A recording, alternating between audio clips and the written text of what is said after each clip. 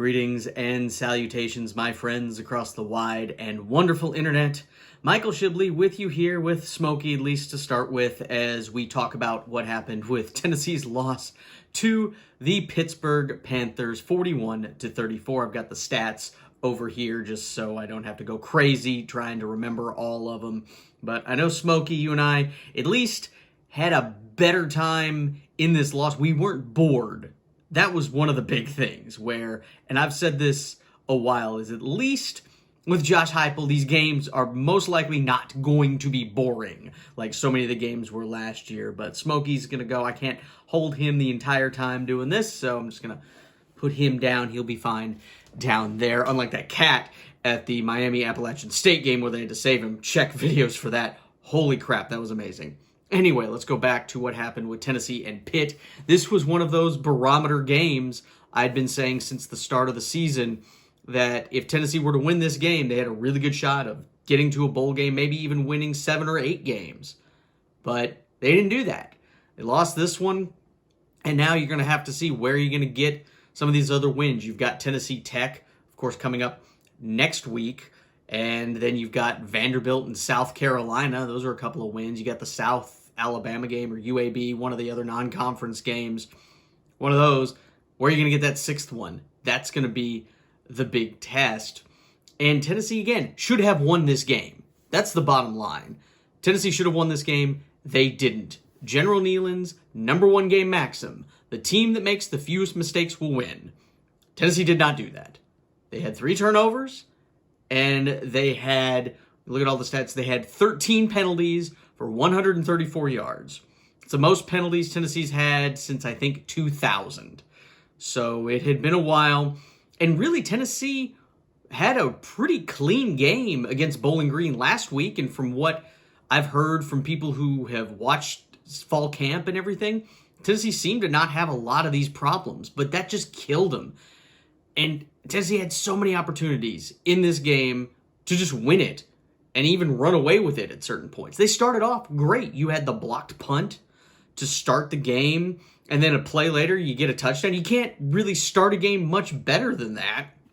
And then Milton, of course, still missing receivers on those deep balls. I do think that the coaching staff, I think, went a little deep ball happy. And I know they really want to have that vertical passing game, but I think there was things open underneath as well that they could have gone to.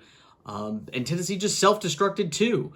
They got Milton, had the great run there for, I think, 54 yards, get him down inside the 5-yard line. And then you have penalties move you all the way back to the 37 or whatever it was, pretty much out of field goal range. You get in, you make the field goal. And then you had the misfire with Milton on the Tillman pass. So Tennessee had 2 field goals that they kicked early in this game that they could have been touchdowns. Tennessee could have been up, 21-7 instead of it just being 13-7, where Pitt finally was able to rally and make plays that Tennessee wasn't able to make. Pickett is a really good quarterback there for Pitt. I think he's going to be playing in the NFL. I mean, he came back. A lot of people thought he was going to go pro, but he decided to come back for one more year and improve his draft stock. And right now it looks like it pays off. They went 2 for 2 on 4th downs. They made some clutch plays. Tennessee wasn't able to make those plays. So you look at all of that. Tennessee has a lot of questions still. Even after the Bowling Green game, we had some questions. But again, it's the first game of the season. Now you've got a second one. You see some of these problems coming in. Who is going to be the quarterback? I'm not going to be one to just completely go out and bury Milton like a lot of people are already doing. I think, again, if you find a way to get him to dial in those passes, he's going to be phenomenal. He has so much raw talent. It's just, can you harness that? Hooker, I think, looked perfectly fine. In reserve, we'll see where all that goes. And, of course, I just don't know what you see. I think Tennessee, when you're playing this game against Tennessee Tech this coming Saturday, you're going to have to play all 3 quarterbacks. You're going to have to see what you got. You're going to have to treat this game almost like another preseason game before you get going against Florida and the rest of the SEC coming up. Maybe they can work some things out. And again, we had some injuries. When you go into this game already thin and you lose an offensive lineman You have your top 2 running backs out. Your starting quarterback out. Your best defensive pass rusher probably still out. You lose your fastest wide receiver. And again, these are all not full excuses to excuse the loss. Tennessee still made all the mistakes to lose this game. And I know everybody out there, probably in the comment section, is going to talk about, well, the referees missed that spot on the 3rd down. That happens. You have been Tennessee fans all long enough to know that is just going to happen with Tennessee at this point. Until you make some of your own breaks, bad things like that are just going to end up happening. And I will shout it from the top of the rooftops. I know I'm not the only one out there. Short yardage shotgun, easy for me to say, sucks. Short yardage shotgun sucks. I hate it.